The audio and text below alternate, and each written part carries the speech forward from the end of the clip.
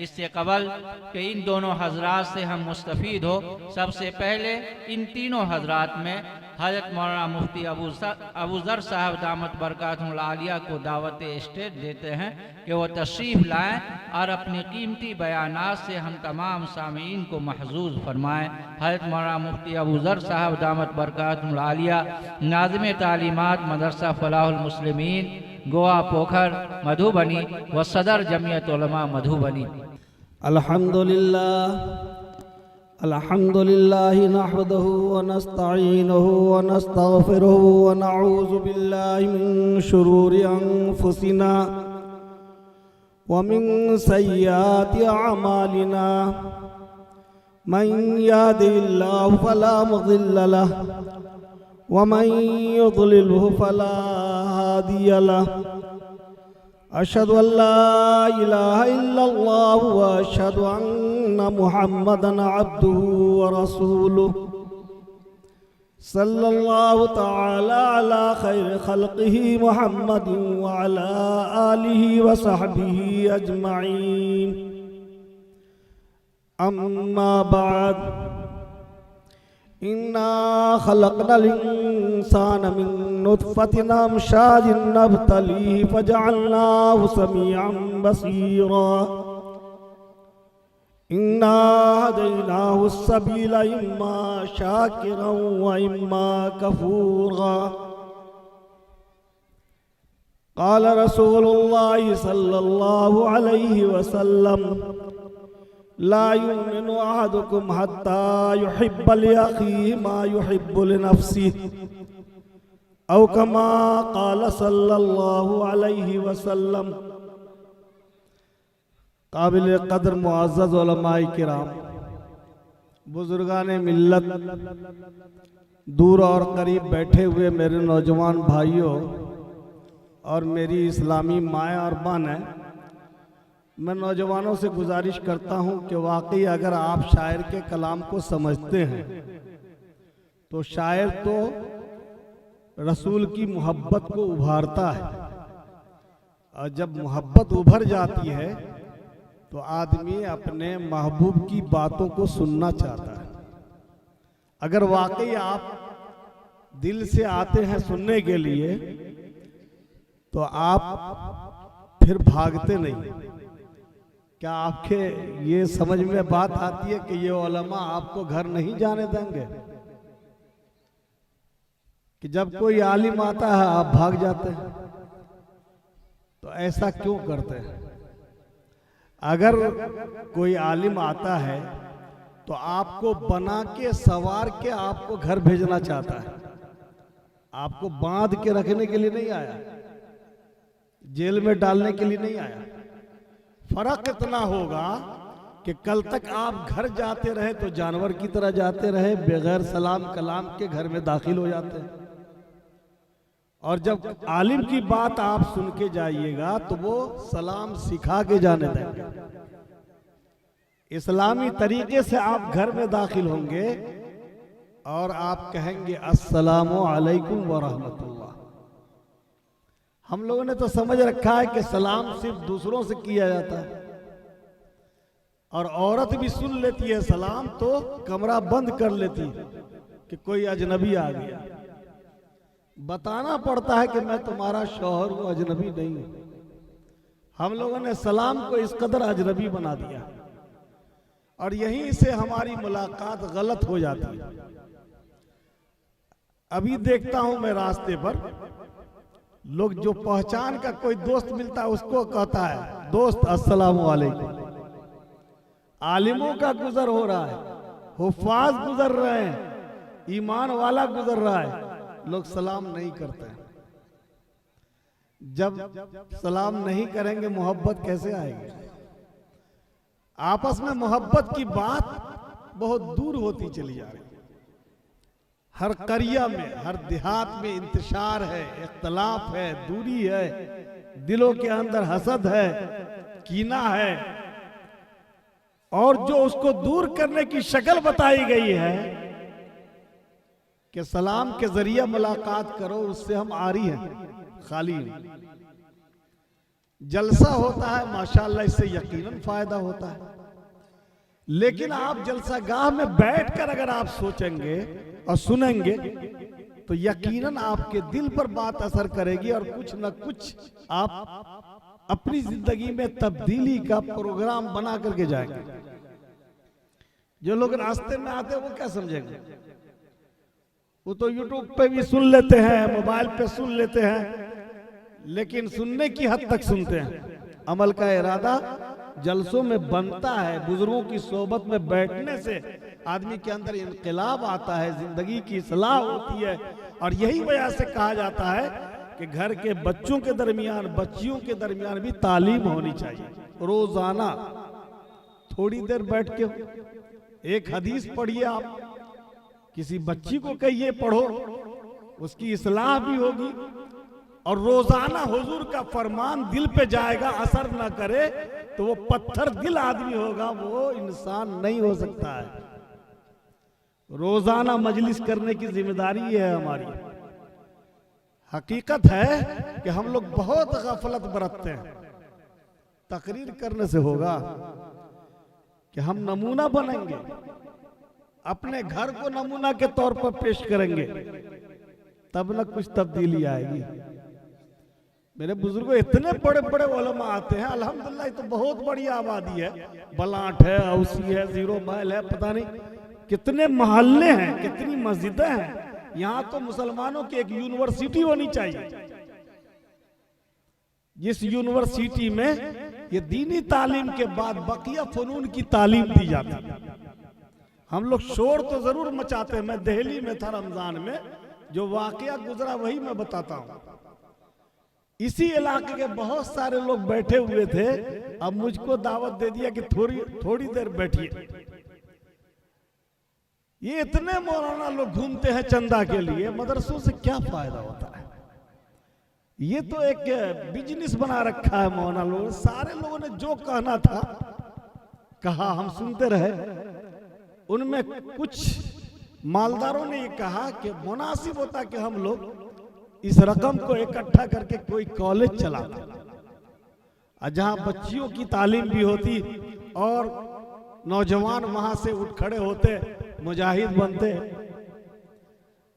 मैंने जब सुन लिया तो हमने कहा कि आप यहां पर बैठ के कितने सालों से प्लानिंग कर रहे हैं?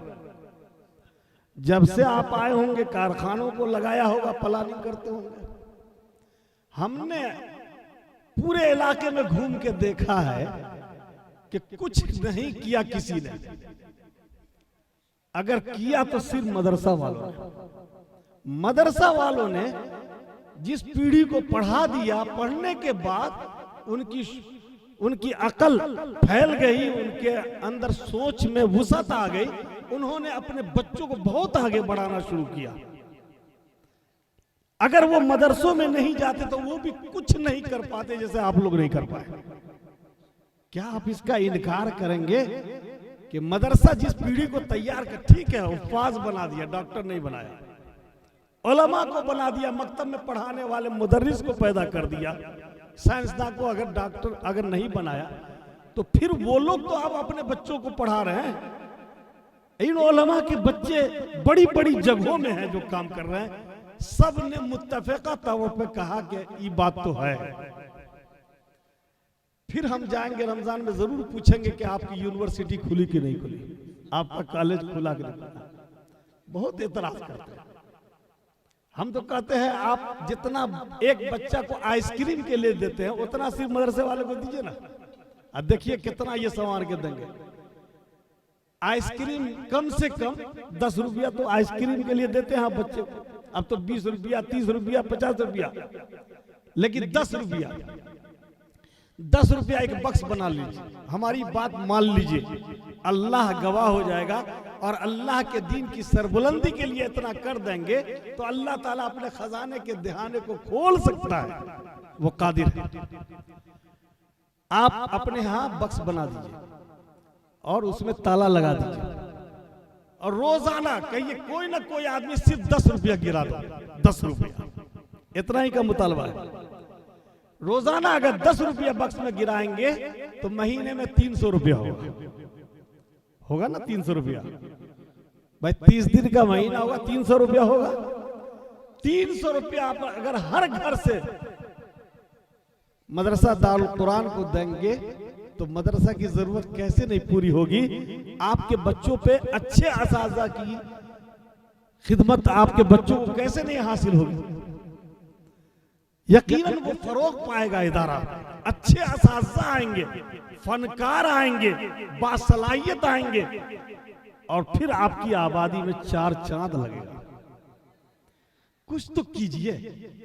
कुछ नहीं कीजिएगा, बैठ के सिर्फ होटलों पे तबसरा कीजिएगा तो दूसरों को तो हम लोगों की शक्ल से नफरत है ही, और आप लोग भी नफरत कीजिएगा तो हम लोग तो सब्र करेंगे कि अल्लाह ताला के यहाँ तो हम लोगों को मिलवे करेगा, लेकिन आपको कहां मिलेगा सो पहले बताइए। कहीं नहीं मिलेगा। तय है फस्बिर वमा सब्रुका इल्ला बिल्लाह।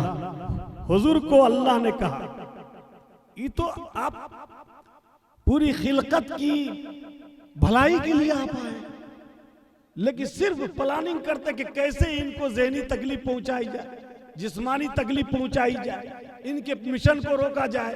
आप निकलते हैं तो कहा ये जादूगर निकला, आप निकलते हैं तो ये मजनू निकला। इससे बड़ी कोई अजियत होगी? किसी आलिम के बारे में कह के लोगों पर ये जादू करता है। नबी को कहा गया, अल्लाह ताला कहते हैं, अगर अल्लाह तबारक व तआला की तरफ से नबी को तैयार नहीं किया गया होता तो इंसान नहीं बर्दाश्त कर सकता है इतनी तकलीफों को। अभी हम लोग आ रहे थे, हमको एक साहब एक उस्ताद गए थे लाने, हम लोग बैठे हुए थे मोटरसाइकिल पर आ रहे थे। एक नौजवान ने हंसते हुए अस्सलाम वालेकुम, दूसरे ने फिर मजाक उड़ा के कहा वालेकुम सलाम। हम लोगों को भी हैरत हुई कि हम लोग अपने बच्चों के बीच कैसी हमने तरबियत किया। दूसरे तो मजाक उड़ाते ही, अपने भी मजाक उड़ाते हैं। तो सिवाय अल्लाह को कहने के और क्या कर सकते हैं। हमने नहीं तरबियत की। मेरे बुजुर्गों, अल्लाह तबारक व तआला ने अजीब दुनिया बना के हम लोगों को दे दी है असल में, और सब कुछ हम लोगों ने दुनिया ही को समझ रखा है। इतना सब कुछ समझ रखा है कि दुनिया ही में हम अपनी हड्डी तोड़वा लेते हैं, पसली तोड़वा लेते हैं, सब कुछ खत्म कर लेते हैं, फिर भी दुनिया की हवस बाकी रहती है। हज़रत सैयदना अब्दुल कादिर जिलानी रहमतुल्लाह अलैह ने फरमाया कि जो आदमी दुनिया के लिए भागता है दुनिया उसे थका देती है, और दुनिया नहीं पाता वो आदमी। और जो आदमी आखिरत के पीछे चलता है अल्लाह ताला उसको आखिरत और दुनिया दोनों अता फरमा देते हैं। अब हम फैसला करें कि क्या क्या करना है हमको। इस कदर दुनिया सवार है, इस कदर दुनिया सवार है। अब दुनिया की हकीकत क्या है? बहुत सारे बड़े उलमा वो भी इतना स्टेज पे आ गए कि हमको डर लगता रहता है जब कुर्सी पे बैठते हैं कि स्टेज पता नहीं तहम्मुल करे या न करे। एक जगह गए हम, मैना रहेगा, कभी नहीं भूलेंगे, इसके बराबर वो जाफरी लगा करके ऊपर बिठा दिया सबको। हम लोग बैठे कि टूटना शुरू हुआ, लेकिन अल्लाह का खैर था, जितने मोटे मोटे मौलाना थे सब नीचे गए, हम ऊपर से गिरे। अब पूरा मजमा हम ही लोग को उठा रहा है। तो हमने कहा जब मजमा हम लोगों को उठा रहा है तो हम लोग मजमा को क्या उठाएंगे। तो डर लगता है जब बड़े बड़े उलमा आ जाते हैं तो खतरा हो जाता है। हम अकेले थे, बहुत खुश थे कि हम अपना कह के अपनी बात चले जाएंगे, और कहीं फलक साहब आ जाएंगे तो जमीन पर रहने वालों की खैर नहीं। लेकिन आ ही गए हजरत। लेकिन सीतामढ़ी का तो बड़ा एहतराम हमारे जहन में, इसलिए सीतामढ़ी में बहुत बुजुर्गों को हमने पाया है और उससे फैज भी मिलता है। तो दुनिया अजीब है। हजरत इमाम गजाली रहमतुल्लाह अलैह ने एक हिकायत लिखा है दुनिया को समझाने के लिए। फरमाया कि जंगल में एक आदमी ने देखा कि पीछे हमारा शेर है, पीछे कर रहा है शेर, शेर पीछे आ रहा है। वो आदमी भाग रहा है, भागा, वो बहुत दूर गया तो देखा एक गड्ढा है। सोचा कि गड्ढा में फंस जाते हैं, वहां शेर से बच जाएंगे। गड्ढा के करीब गया तो देखा गड्ढा में अजदहा बैठा हुआ है। या तो शेर खा जाएगा या हम अजदहा के लुकमा बन जाएंगे। वहीं पर एक दरख्त देखा, दरख्त की टहनी पर हाथ रखा, दरख्त पे चढ़ा, लेकिन जैसे ही ऊपर गया नीचे देखता है कि दो चूहा है, चूहा, एक सफेद एक स्याह, और दोनों जड़ को काट रहा है, दरख्त के जड़ को काट रहा है। अभी मुसीबत में मुब्तला है कि दरख्त कटेगा तो शेर भी खाएगा और अजदहा भी हमारी गत बनाएगा, लेकिन क्या करेगा। ऊपर जब उठा के देखा चेहरा, देखा कि शहद का छत्ता है और अल्लाह ताला की अजीब नेमत है उसमें। अल्लाह तबारक व तआला ने मद मक्खियों में मद रख दिया है, ताकत में भी है और लजीज भी है। उसने शहद से लुत्फ उठाना शुरू कर दिया और भूल गया कहां हैं हम। शेर भी याद नहीं रहा, अजदहा भी याद नहीं रहा, और बैठ करके वो लज्जत उठा रहा है। उसके बाद दोनों चूहे ने, सियाह ने और सफेद ने, जड़ को काट दिया, दरख्त गिर गया। दरख्त गिरा तो इसे शेर ने चापा और गड्ढा में फेंक दिया। गड्ढा में फेंका, अजदहा ने इसको मुंह में ले लिया, बात खत्म हो गई। लिखा हजरत ने कि ये दुनिया की मिसाल है। ये जो भाग रहा है इंसान, ये दुनिया का मुसाफिर है, और शेर उसके पीछे, ये उसकी मौत है। शेर उसको नवाला बनाना चाहता है, मौत उसको लपकना चाहती है, और आगे गड्ढा ये उसकी कब्र है, और कब्र के अंदर अजदहा ये उसके आमाले बद हैं। जितना जुल्म किया है दूसरों पर, दूसरों के साथ नाइंसाफी की है, दूसरों की तहकीर की है, मजाक उड़ाया है, खा के भी एहसानमंद नहीं हुआ, एहसान फरामोश हुआ, झूठ बोला है, धोखा दिया है। ये सब आमाले बद अजदहा की शक्ल में बैठा हुआ है। और ये जो सफेद और स्याह देखा छुचुंदर, ये रात और दिन है। इंसान की जिंदगी में जो रात आती है और दिन आता है, रात गुजरती है, दिन आता है, दिन गुजरता है, रात आती है। और ये दरख्त उसकी उम्र है, ये रात गुजर रही है, दरख्त कट रहा है, दिन गुजर रहा है, दरख्त कट रहा है, जिंदगी कम हो रही है, उसकी उम्र घट रही है। इसके हिस्से की रात खत्म हो जाएगी, इसके हिस्से का दिन खत्म हो जाएगा, इसकी उम्र खत्म, ये दरख्त गिर जाएगा। मेरे बुजुर्गों, सोचिए जरा, हमारी ये हैसियत है, हम सफर कर रहे हैं दुनिया में, और दुनिया के पीछे इस कदर हम परेशान है कि लगता है कि दुनिया को हम छोड़ के जाएंगे ही नहीं। अल्लाह तबारक व तआला समझाते हैं कि तुम अपनी हकीकत को समझो, और अपनी हकीकत को समझ जाओगे तो अल्लाह को पहचान लोगे। मन आरफ़ नफ़्सहु आरफ़ रब्बहु, जो अपने आप को पहचान लेगा अल्लाह को पहचान लेगा। अल्लाह ताला कहते हैं तुम अपनी जिंदगी पे, अपने वजूद पे गौर करो। इन्ना खलक़नल इंसाना मिन नुत्फ़तिन अमशाज नब्तलीहि फजअलनाहु समीअन बसीरा। हमने नापाक मखलूक नुत्फे से इंसान को वजूद बख्शा। हमारी और आपकी कौन सी ताकत है जो वहां काम कर रही है? अल्लाह ताला ने वजूद बख्शा। अल्लाह तबारक व तआला ने पूरी जमीन को हमारे वजूद का हिस्सा बनाया। कैसे आप बने? एक जगह कहा इन्ना खलक़नाकुम मिन तुराब सुम्मा मिन नुत्फा सुम्मा मिन अलक़ा सुम्मा मिन मुज़ग़ा। मिट्टी से पहले बनाया। कैसे? आप बीज डालते हैं मिट्टी में, मिट्टी ग़िज़ा उगा करके देती है। ग़िज़ा इंसान इस्तेमाल करता है, मर्द इस्तेमाल करते हैं, औरतें इस्तेमाल करती हैं। ग़िज़ा इस्तेमाल करने के बाद ये खून बनता है, और खून के बाद इसमें अल्लाह ताला वो मादा मनवियत तैयार करते हैं। जो सीने और सुल्ब के हड्डी के दरमियान से ये मादा मनविया, जब मर्द और औरत के यखरुजु मिन बैनि सुल्ब व तराइब, अल्लाह ताला जान रहे कहां से इंसान को ला रहे हैं। सीने की हड्डी और सुल्ब की हड्डी से के दरमियान से ये कतरा चलता है और फिर अल्लाह तबारक व तआला उसको उलूक फरमाते, हमें मादर के अंदर ठहरा देते हैं। कहां है हम? नुत्फा की शक्ल में 40 दिन और फिर उसके बाद अलका की शक्ल में 40 दिन। फरिश्ता पूछता अल्लाह ताला से कि इसको मुज़क्कर बनाए या मुअन्नस। हमने रिश्वत दिया था कि अल्लाह ताला ने हमको इतना हसीन बना दिया। अल्लाह ताला की हम अमानत और अल्लाह के हुक्म को तोड़ते हैं, पहचानते नहीं कि हमारा खालिक है। अल्लाह ताला हमें वजूद बख्शता है और फिर उसके बाद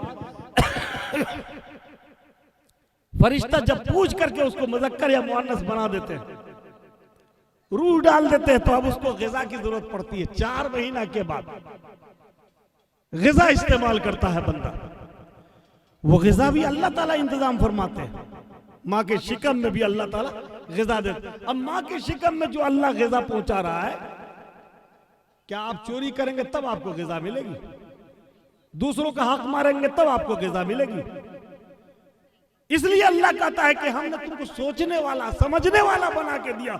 सोचो तो सही कि तुम्हारी तख्लीक हुई, माँ के शिकम में तुमको ग़िज़ा की जरूरत पड़ी, वहां हमने ग़िज़ा दिया। अगर हम नहीं देते तो तुम्हारी जिंदगी बाकी नहीं रहती। और दुनिया में आते हो जुल्म करते हो, भाई पे जुल्म, पड़ोसी पे जुल्म, लड़की वालों पे जुल्म। ये कौन सा इस्लाम है? अल्लाह पे ईमान लाने का मतलब क्या है, इसको समझा दीजिए। बस सिर्फ इस पर आप गौर कर लीजिए कि अल्लाह पे ईमान लाने का मतलब क्या है। अल्लाह पे ईमान लाने का मतलब है कि अल्लाह हमारा खालिक है, अल्लाह हमारा राज़िक है, अल्लाह हमें सेहत देता है, अल्लाह हमें जिंदगी देता है, अल्लाह तबारक व तआला हमें शिफा देते हैं। अल्लाह पे ईमान लाने का क्या मतलब? अजीब बाजार लगाते हैं लड़कों का, बनाया अल्लाह ने, बेचते हैं आप। किसी भी मुसलमानों के मुल्क में यह राज नहीं है, ये सिर्फ हिंदुस्तान में राज है कि लड़कों की मार्केट लगती है, उसका दाम लगता है। 10-10 जगह से लोग आते हैं, मेहमानी आप कर लेते हैं। एक लड़की को देखा, उसका खर्च करवाया, दूसरी लड़की को देखा, और जहां डिमांड पूरी नहीं होने वाला है, तीसरी जगह करे चले गए। उलमा से पूछिए, सारे फुक़हा कहते हैं कि यह हराम है। ये जो आप मांग के लेते हैं ये हराम है, वाजिबुल अदा कर्ज है। जिंदगी में अगर वापस नहीं करेंगे लड़की वालों का पैसा तो माफ अल्लाह नहीं करेगा। बताइए, हम माफ कर देंगे? यहां कमा के काहे आप इतना नहीं कर सकते कि वो लड़की जिसके लिए लड़का को महर इंतजाम करने की जरूरत थी, वब्तगू बिअम्वालिक, अल्लाह तबारक व तआला ने कहा उनको हमने बोझ बना लिया। खुद सोचिए, जब अपनी बच्ची का मसला आता है हम लोग क्या करते हैं। इसलिए मैं अर्ज करता हूं कि अपनी तख्लीक को पहुंचाना। अल्लाह तबारक व तआला हमारे खालिक हैं। अब उसके बाद अल्लाह ने आगे रास्ता हमको बता दिया, इन्ना हदैनाहु सबील इम्मा शाकिर व इम्मा कफूरा। रास्ता बतला दे रहे हैं, जिस रास्ता से तुम कामयाबी को पहुंचोगे, अल्लाह की रजा हासिल होगी, जहां पहुंचकर तुम्हारी आखिरत और नतीजा के एतबार से कामयाबी मिलेगी, तुम्हारा इख्तियार है। उस रास्ते को अपनाओ या गलत रास्ते पे चल करके तुम अल्लाह के गैज़ व गज़ब के शिकार बन जाओ। हदीस पाक है, हुजूर की सच्ची अकीदत है, मोहब्बत है। जब हुजूर का नाम आता है, दरूद शरीफ पढ़ते हैं, हर आदमी का जज्बाती ताल्लुक है आका मौला मोहम्मद रसूलुल्लाह सल्लल्लाहु अलैहि वसल्लम से।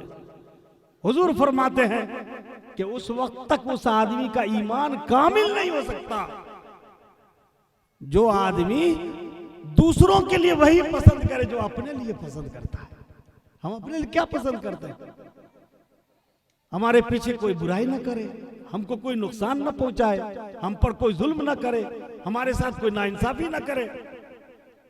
लेकिन यही काम दूसरों के लिए हम करते हैं आसानी से, कोई तवज्जो नहीं होती है, कोई तवज्जो नहीं होती है। और जुबान में तो इतनी तलखी है कि बात बात पे झगड़ा होता है, बात बात पे लड़ाई होती है। जो घर के अंदर मोहब्बत का माहौल लाता है वो नफरत के माहौल में तब्दील हो जाता है। इस्लाम ने तो ऐसा दर्श दिया है कि अगर रिश्ता अगर जिस्मानी है, वालिदैन हैं, इस्लाम में दाखिल नहीं है, फिर भी उनके साथ ऐसा बर्ताव करो कि उनकी बेअदबी ना हो, उनकी बेहुरमती ना हो। हजरत साद बिन वक्कास रजी अल्लाह ताला फरमाया, मैं इस्लाम ले आया, मेरी वालदा इस्लाम से बहुत दूर थी, मैं उनको क्या दावत देता, वो कहती थी वापस आ जाओ वरना मैं खाना पीना छोड़ दूंगी, जान दे दूंगी, ये कहती थी। लेकिन मैं लहजा गलत नहीं कर सकता था, बात समझाई जा सकती है, लहजा गलत करने से माहौल खराब होता है। हजरत साद बिन वक्कास ने समझाया, मेरी अम्मी जान, इस्लाम लाया हूं, खालिक को माना हूं, पैदा करने वाले को माना हूं, आपकी 100 जान अगर कबूल हो जाए, आप 100 बार अपनी जान दे दें तो भी मैं अपने खालिक को नहीं छोड़ सकता हूं। मेरे बुजुर्गों, यही घर में माहौल बनाइए, बस ये मेरा पैगाम है। शादी ब्याह के मौका से बहुत सारे लोग आसानी से कहते हैं कि मैं तो तन्हा मजबूर था, लोगों ने, घर की औरतों ने, अजीजों ने चलने नहीं दिया, आप वहां कहिए मैं तुम लोगों की ख्वाहिशात की वजह से अपने इस्लाम को नहीं छोड़ सकता हूं, अपने अल्लाह को नहीं छोड़ सकता हूं। मैं इस बात का आद करता हूं कि अगर मुझे मांगना अल्लाह से मांगेंगे, लेना है अल्लाह से लेंगे, और बहुत अगर देना है ना अपनी औलाद को, ये दौलत दीजिए, कुरान करीम की दौलत दीजिए, दीनदार बना दीजिए, इससे बढ़ के क्या दौलत होगी। अल्लाह तबारक व तआला जितना इनको लेना है देते रहेंगे और बरकत दे देंगे। और सबसे बड़ी दौलत बरकत है, बरकत है। एक साहब, बस आखिरी बात, एक साहब हमारे ताल्लुक में, अब माशाअल्लाह बज़ाहिर बहुत दीनदार, गलती में पड़ गए, 8 लाख रुपया ले लिया उन्होंने लड़की वाले से बेटा की शादी में, खबर नहीं हुई, हम लोग निकाह भी जाके खूबसूरत पढ़ा दिया, सोचा कि हाजी साहब हैं, दोस्त हैं और दावत भी दिए हैं, और हम लोगों को तो लोग दावत देता है तो बहरहाल सोचता है कि नहीं आएंगे तो चंदा नहीं देंगे। हम लोगों के लिए मुसीबत तो मदरसे के मसला है, अगर नहीं जाएंगे तो आप कहेंगे मौलाना शादी में नहीं आता मत, अब आपके लिए दरवाजा बंद। तो हजरत मौलाना अनवारुल्लाह साहब तो बहुत पुख्ता है ना, ये कहते तुम्हारा दरवाजा बंद बंद, सैकड़ों बंद हो जाए, अल्लाह का दरवाजा खुला रहना चाहिए, ये कह के हजरत चले आते हैं। लेकिन हम लोग नहीं कह पाते। मेरे भाई, 1 महीना के बाद उनका एक्सीडेंट हुआ, हाथ टूटा, प्लास्टर हुआ, हाथ टेढ़ा ही रह गया, 4 लाख 5 लाख उसमें खर्च हो गया। फिर बेटा का एक्सीडेंट हुआ उसमें 3-4 लाख। उन्होंने कहा कि बहुत बड़ा अजाब अल्लाह का आ गया, 8 लाख लिया नहीं कि कितना चला गया। बरकत लीजिए, अल्लाह के नाम की बरकत आ जाएगी ना, सुन्नत की बरकत आ जाएगी ना, जिंदगी खुशी में गुजरेगी, राहत में गुजरेगी, आराम से सोइएगा, कोई टेंशन नहीं रहेगा, हालात अच्छे रहेंगे, औलादें अच्छी होंगी, सोच की अच्छी होगी, ताबेदार होगी, फरमाबरदार होगी।